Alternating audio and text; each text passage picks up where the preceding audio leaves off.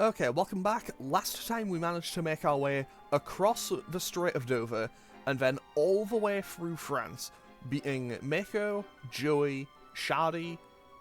We did lose to Grandpa once. We also nearly got Exodiad, but, you know, we managed to get out in the end. Then we also beat Bakura, and now we're finally here and able to duel Yugi in what should be the second last duel of the game. However, it is time for some great deck restructuring, because now I'm basically at the point where I no longer need to worry about anything, because I now have pretty much free reign on everything I could possibly need. So, here's what I'm going to do. We are going to rebuild this deck and make it as just stupidly powerful as I can. So this is basically going to be the final form of my deck. I could have done some grinding and gotten a few more powerful cards, but in general, I think I know what I want. So let's just go for it. No, I don't want two Harpy's Pet Dragons in there. But basically, this is going to be the final form of my deck. It's just the ultimate level of power that I want from it, and I will hopefully be able to just tear the rest of the game to shreds with this. Giant Soldier of Stone can go in, Faceless Mage can go in, Mammoth Graveyard, Metal Guardian can go in, Crayool can go in, Job Change Mirror can go in, Phantom Dewan can go in, Fiend's Hand can go in. I have 6 more cards to add. Sorry, 5 more cards to add. Karibo. Karibo gets a place of honor because it's Karibo. I don't have anything that benefits from Vile Germs. I don't have any. Oh, Shadow Spell goes in. Eat Gaboon probably doesn't need to be in anymore. And I can throw in 2 Harpy's Pet Dragons just because I can. I'll throw in a Gemini Elf. And finally, the last, most important card to finish off the deck, the one that really holds everyone together, the Castle of Dark Illusions. So, with our final deck cost of 1138, we can go and challenge the last couple of duels. So, off we go to Brest to duel Yugi. So you've finally come to face me, Duelist. I hope you're as good as they say, because the better the Duelist, the better my game. Okay, so, to the surprise of exactly 0 people, Yugi's deck leader will be the Dark Magician, just like how Kaiba's was the Blue Eyes White Dragon, and I feel kind of bad for just mentally blanking on that for a second. So hopefully his is going to be a really cool one. No, he has the exact same one that Grandpa had. So Dark Magician Exodia, Dark Magician Girl, Time Wizard, and Magician of Black Chaos. He can summon Magician of Black Chaos, though, so I maybe should keep an eye out for that. You know, just on the off chance. I don't really want to get torn to shreds by that if I can. Although at the same time, you know, I have pretty good advantage here. Also, because he has a super high-ranking spellcaster as his deck leader, if my fiends get too close, they will lose attack points. Is what I would be saying if I didn't just draw my Yami field spell, and now everything is in my favor. But yeah, this is pretty much... I feel like this is a good kind of test field.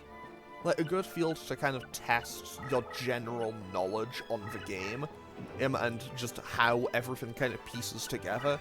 Because as you can see before I changed the field, it was just like a random assortment of tiles, no like cohesion. Like, it is, everything gets a little bit of an advantage. So if you know what you're doing, you can get anything out of it. So now let's just put Metal Guardian in defense mode, and just keep moving forward with that Blackland Fire Dragon. It can't actually go any further, because if it stands on that crush tile, it will be destroyed, because it does have 1500 attack points. And that Toon field is also going to be a bit of an annoyance. Wait, did I put Toon Summon Skull back in the deck? I hope I did. I mean, I'll be checking again after this duel. I'll be checking again after this duel for, you know, important reasons, but, you know, I'll be checking after this duel because, you know, I want to be fully prepared for the last one.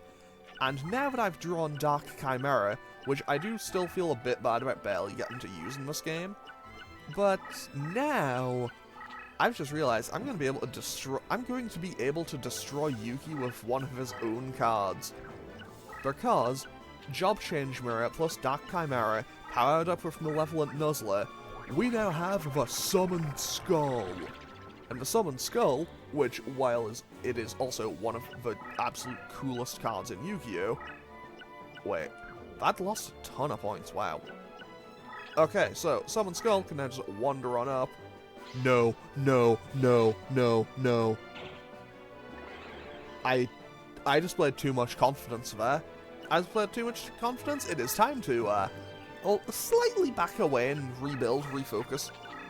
Rebuild, refocus. I'm still not gonna lose because, you know, I have so many other powerful cards to work with, but man, I should have known Mirror Force was coming. However, I am a little bit concerned because I know that he has Dark Magician and I know he has Dark Magician Girl, and I don't know when or where they are going to appear. Also, I don't know how I think it's like, actually I can test it. Yeah, if from here, yeah, so pretty much from here on out, from here, like, the Sphere of Influence just effectively nullifies my field power bonus. So basically, Yugi will be a bit of an issue here, because he can kind of lock me down, in a sense. But I can just play defense. I can play slow, I can play defensive. I can play slow, I can play defensive. I am pretty much in a situation where I can't realistically lose. I mean, I can still lose, obviously, but I'm a bit less likely to. And I'll just kind of hold on for now. Just see what he does. See if he's going to hit me with anything powerful. Because if he attacks with Dark Magician or something, then I'm going to be a bit concerned. Curse of Dragon? Wait, that actually hits over that. That hits over that because Curse of Dragon will change the field to Wasteland when it attacks. Curse of Dragon, weirdly enough, there's a couple of other cards like that. For example, there is Aqua Dragon, which will always turn a field to be a wasteland, not a wasteland, to always be. Why am I blanking on what this thing's name is? Oh wait, I can just attack with A. No, I can't. Am I gonna lose? Have I really built like my the ultimate form of my deck, and I'm still gonna lose? I might. Honestly, I will just throw these away. I'll keep A. I mean, realistically, I did just use all of those for nothing, but hey, I'll be okay. On the plus side, Curse of Dragon is kind of counterintuitive to itself in this game, and also I've completely just backed myself into a corner. What am I doing? I mean, at the same time, wait, did I put any zombies in the deck? If I draw Mammoth Graveyard and a zombie, and get the Great Mammoth of Gulfine, I'm pretty much set, and that just hard counters Curse of Dragon. Realistically, rocks, dinosaurs, dragons, and everything, they kind of just hard counter Curse of Dragon in this game. Although it'd be to... Wait, he must have used Megamorph. It just kind of clicked with me, he must have used Megamorph. No? Oh, Dark Energy, that explains it. I mean, I can get use out of that, though. And with that, I am no longer concerned. Okay, crisis averted. I just need to wait it out one more turn, and then I can summon up King of Yami Makai and destroy him. And also, if he's starting to just destroy his own cards, let's take out Emmy, that's totally fine by me. And also, Curse of Dragon suffers from a severe case of kind of inconveniences itself, because normally you would want your own field power bonus, but at the same time, Curse of Dragon just nullifies its own field power bonus. So let's power up King of Yami Makai. I'm sure you may be wondering, but why would he not just use A? And the answer is, I just like King of Yami Makai a bit more. So King of Yami Makai destroys the Curse of Dragon, and I no longer need to worry about that, because I have now, you know, ran myself into the corner on the other side of the map, but I no longer need to be worried. Because I now have a 2500 attack point King of Yami Makai, and I can also summon up some more powerful monsters in the very near future, and reclaim my, reclaim my dominance on the darkness tiles. So let's move to here, put Creole down. I'll put Creole down just in a defense mode naturally, and then attack, destroy Dark Magician Girl and do 700 points of damage. Sorry, Dark Magician Girl, but you gotta go.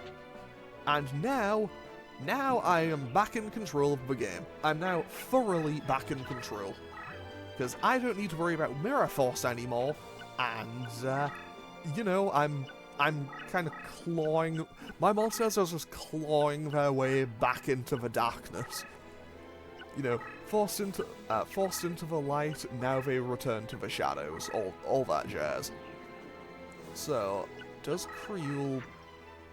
Oh, and I just drew my Harpy's Pet Dragon. We are now off to the races in terms of just power, basically. Because I can now power up Harpy's Pet Dragon, and if I end up on a mountain tile, that's fine. And my Harpy's Pet Dragon isn't a fiend, so it won't be weakened by the power of the Dark Magician. Also, kind of wild how when I did that card reincarnation, I got 2 copies of it. That's kind of insane to me. I do need to still wait one more turn to be able to summon it, because it's a 7-star monster, and I always forget that he just had Summon Skull! Okay, you know what, I'm okay with that. I'm okay with crashing those. Like, I'm totally okay with crashing that and getting a Summon Skull off the field. Because now that means I could potentially win a Summon Skull from him, right? And if I can win Summon Skull from him, that's just a super powerful fiend to have just on demand in the deck. I mean, I say that, the last time I said that, I completely missed my chance, so maybe I shouldn't say things like that. Either way, let's power up Harpy's Pet Dragon and get back to work. Hopefully this isn't a second Summon Skull. It's a Gaia the Fierce Knight, though. So he does have Gaia, so Gaia destroyed.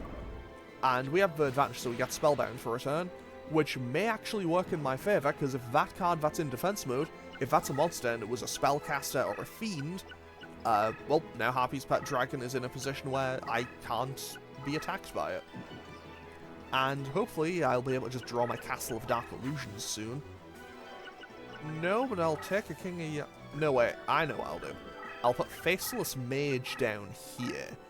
I'll keep Creole there, and now I can have something else just go around. Like, I can have something go around the side, and I can play offense from one side and defense from another. Because Faceless Mage, nothing's really getting through that. And if something does have the audacity to flip it face up, well, it just destroys it, doesn't it? Well, it doesn't destroy it, but it might as well, because it eternally spellbounds it. Okay, so...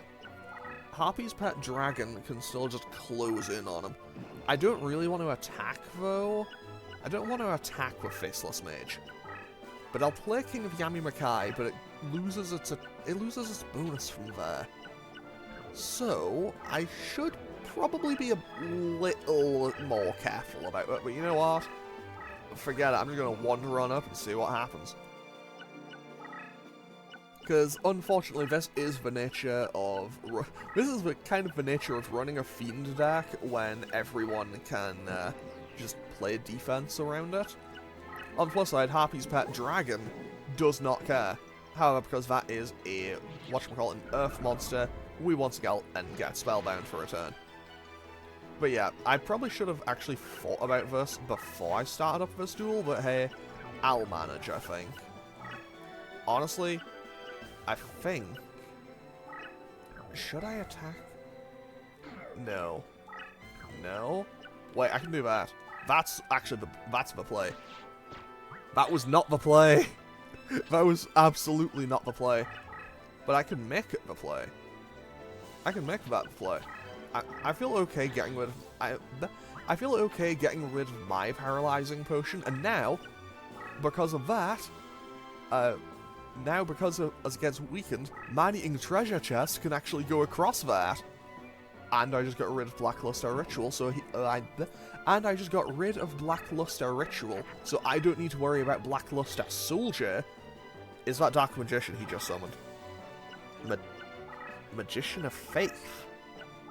Why would he summon Magician of Faith with a power-up? Select one. Weird. That's bizarre. I don't understand why he would do that. But okay. Okay, Curse Breaker does that. So now we move forward there. We move forward there. And Faceless Mage moves forward, goes over that. I move forward here. I put down Shadow Spell. And unfortunately for him, that is going to be game. That's going to be game this turn. He can't do anything else. So, do I have anything else that I can use to destroy it? You know what? I think the castle would be the most fitting end. The Castle of Dark Illusions would be the most fitting monster to destroy him with. However, because it was the star of the show initially, I'm going to use Ushioni. So Ushioni destroys Magician of Faith, and with that, he's completely boxed in. So I think we'll now be seeing the, rapid and, whatchamacallit, the surrender of the leader. So with that, we win via surrender. Which honestly sometimes does kind of just feel a bit more satisfying than winning with brute force, but, sometimes you have to adapt. So what can we win? Anything good in here? Dark Magician is in here. Feral Imp's in here. He has some decent cards in here. Okay, so... Dark Energy, that's nice, that's good. Blackluster Ritual, that's also pretty nice. Okay, so if I go on Book of Secret Arts... Never mind, I clicked way too early for that. Anyway, it's not like it makes much difference. I have one duel left. I have literally one duel left in this game. And if I recall correctly, this actually works in my favour as well. I lose. You know this, although the rose cards are lost to me, I shall not falter from my cause. On the graves of my Celtic ancestors, I swear that I will one day rule over all of England. And history will agree with him on that. He will do that. Either way, it is time for us to return to Stonehenge. Now, you now have all of the rose cards. It's time to head for Stonehenge. So, back on the boat, and off we go, back to England, back to Stonehenge, and time for the final battle. We don't have to duel Kaiba, but, time for the final duel. The ritual is complete. The power, the world. With the power of the cards behind us, all will be ours for the taking. The time has come to realize the dreams of my ancestors. So now we summon the Card Guardian version 2. Because, obviously, there are two different versions of the Card Guardian depending on which side of the game you're on. And he uses two different decks, basically. But we'll see that in just a moment. Long have I waited for this day. You are the ones responsible for this. First you dare to summon my sleeping brother from his eternal resting place in the sands of Egypt, using him duel after duel, and then you dare to seal him away again? Unforgivable.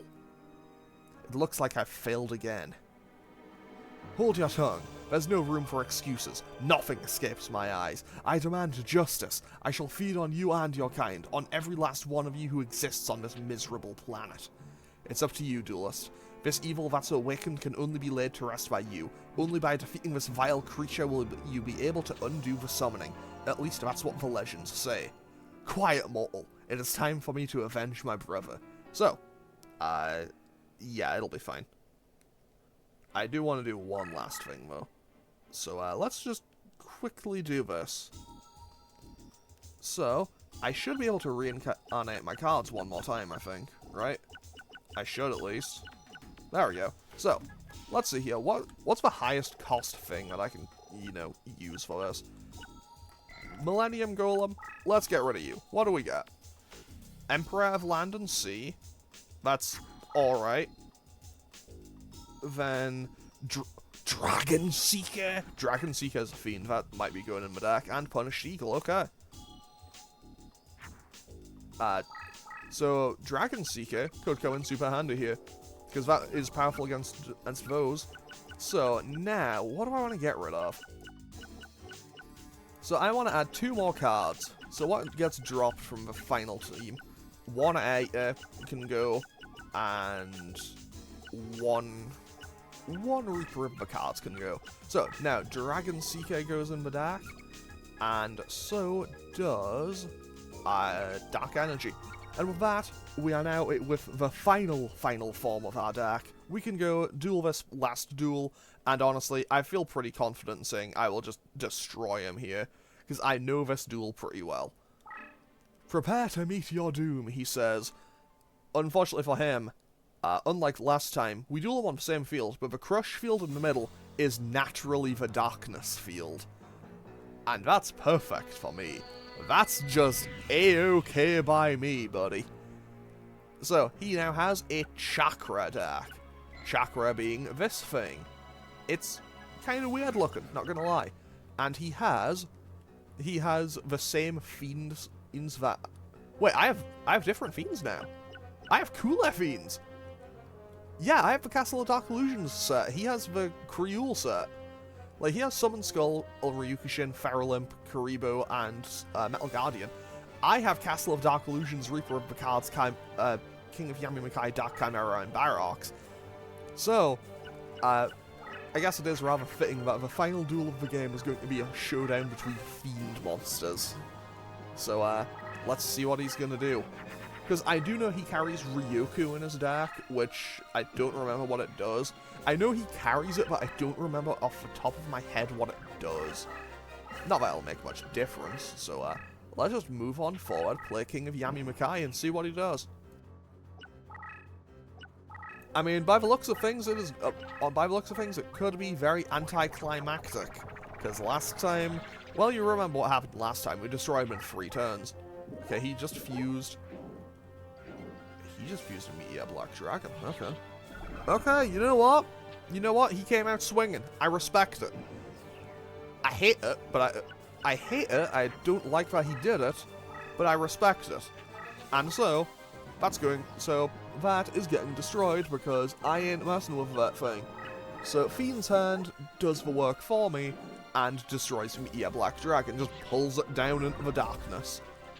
So with that, there goes a 3,500 damage threat. And I believe... Wait, he can still summon this turn, can't he? Magic Drain. I think that steals my... Wait. Yeah, that steals my summoning capabilities this turn. Oh no, this could actually be a bit of an issue. Also, I'll be honest, Magic Drain, I know it's a card in the actual TCG. I know it's a card I own. I don't remember what it does. If I take a step... I'll just take a step to the side here, and I know I'm okay, and I can summon Skull this turn. And honestly, I think I can hit over most things he can play with Summon Skull. So now I'll just move on over to the side, because I can just keep sidestepping and dodging that out of the way. And now, we just summon this up, and off we go and attack with Summon Skull. And hopefully Summon Skull can, you know, get going and actually, you know, get a hit in, because honestly the last couple of times I've summoned it, I have kind of shenanigans my way into getting no use out of it. I mean, if I draw a couple of power-ups though, that'd be kind of nice. That increases his number of whatchamacallits, stars, so he can summon anything he wants next turn. Phantom Dewan. Okay, I drew Phantom Dewan, so I'll just put that face down. I'll leave it in attack mode, and that might bait him into attacking. But now, we can get a nice, big opening hit in. So that is 2,500 points of damage, and he's down to his last 1,500. So, what is he going to do now?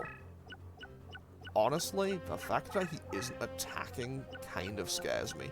The fact that he isn't attacking Phantom Dewan at all. Oh, like, does he know? I think he might know. Okay, he flips a Barrel Dragon, which destroys his own Baphomet, so that's not too bad for me. However, I do lose 100 points. I do lose 100 life points. Fortunately for me, Barrel Dragon gets no benefit on the darkness. So I am still in a prime position to hold the win. However, I probably should at least look into some of my other options. I'll just get rid of whatever this is. I will not get rid of whatever that is. That was a Summon Skull of his own. Okay, That's bad. That's actually really bad. Phantom Dewan can go to there. Wait, I know what I should do. I can just move over. I can just move forward. Wait, he can move forward. He's throwing. He's stupid. He's throwing. He's actually throwing. Or maybe the game just didn't think of the idea. I'll wait it out for one more turn because I am putting myself in. No way, he is... Does... Okay, he checks that in place, okay. He isn't as stupid as I thought he was, okay. This is actually starting to look like I might lose here. I went from confident... Like, I went from very confident that I'm going to just annihilate this man's entire existence to, oh no, I might actually legitimately lose. Unless... I'm gonna play it dangerous. I'm gonna play dangerous here. I shouldn't, but I'm gonna play dangerous. So, I will throw... Actually, I can afford to throw both of these out here.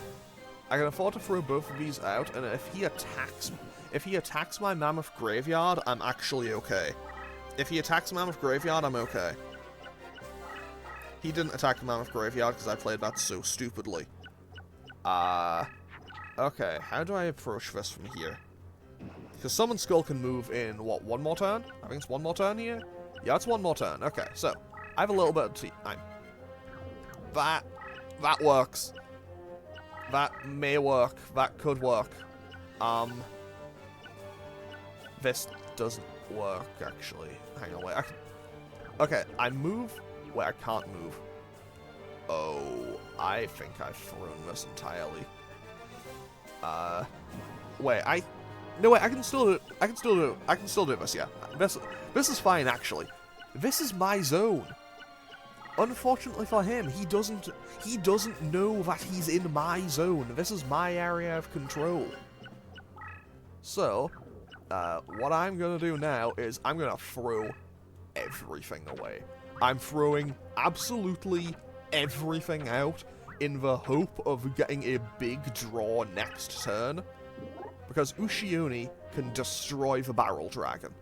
It only does 50 damage, but that's okay. That's all I need out of it. Because that has bought me space, and the space is all I need. Like, I have the space, and I have the power, so I should, in theory, be able to do this. If I draw a Fiend Castle or a Malevolent Nuzzler, or anything, I can hit over this Summon Skull. Even if I draw my own Toon Summon Skull, I can hit over it and win.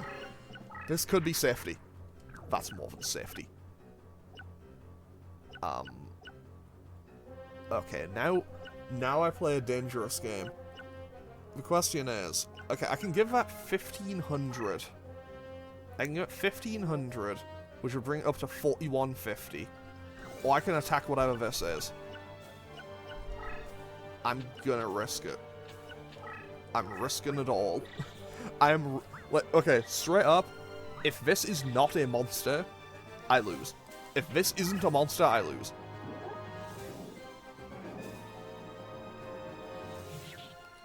It was a monster. It was indeed a monster. It was still a monster. Okay, yeah, I still lose. Okay. Okay, fine. We will run this back in an instant. That's fine. That's fine. I'm gonna beat him in like 5 turns. 5 turns. I shouldn't say that. I should never call my shot, because every time I've ever like displayed confidence before I start on something in this game, it's always just hubris. Every single time. But you know what? That's fine. We run it back immediately and we take the win. Okay, so yeah. You know what? We let him have 1 win. We give him 1 win for his confidence. You know, lure him into a false sense of security. And now we destroy him. Like, you know, just good opening hand. Great opening hand. Come on. That's all I need. Great opening hand.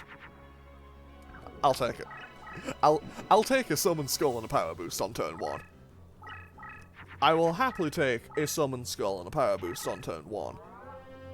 This man activated Dark Hole on turn 1. No one's played anything! Okay, so here's the thing. We power this up. Toon Summon Skull is at 3,500. And what's he gonna do? What is he going to do? If he doesn't move, he loses.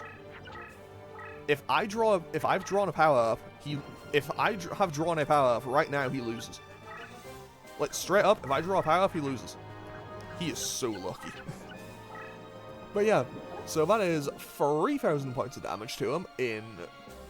You know what? That's, what, 3 turns? This is my 3rd turn. This is my 3rd turn. I did say 5. I did say 5 turns, right? 5 turns? You know what? I think that might be doable. That might be on the cards. Also, I shouldn't have actually played those Gemini elves because they'll have to go into because if they go into the meadow, they're just kind of useless. Okay, you know what?